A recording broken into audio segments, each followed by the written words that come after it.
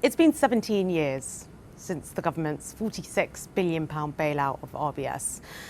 That was £46 billion that wasn't spent on schools, on hospitals. It was money that wasn't spent on the military, on playgrounds, on parks, on the arts. I'd like to start by asking you to reflect on that event and the consequences. Is there anything you would like to say to the public? You know, as a recent arrivee at the bank, it's telling that people's reflections on this are reflective, and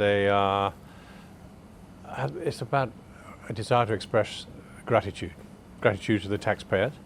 I mean, they not just rescued this bank, they protected millions of savers, of businesses and homeowners, and you know, from the bank standpoint, it gave us the opportunity to completely restructure into a much safer, a stronger bank. So 17 years on, you talked about the change, but the Chancellor has been very vocal about the need to deregulate the city.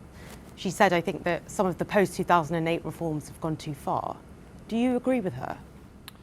Well, we support the drive for growth. I think that's very necessary for the nation.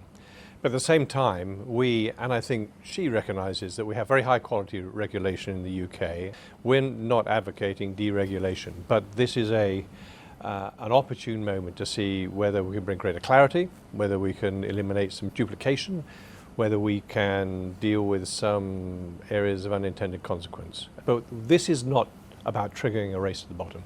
But might it involve some watering down of the regulations that we saw post-2008? Well, I think the regulator stepped in very necessarily 17 years ago and raised the standards it expects of banks, of their leaders, of people who work in those places, made demands of the culture and made demands of its service to customers.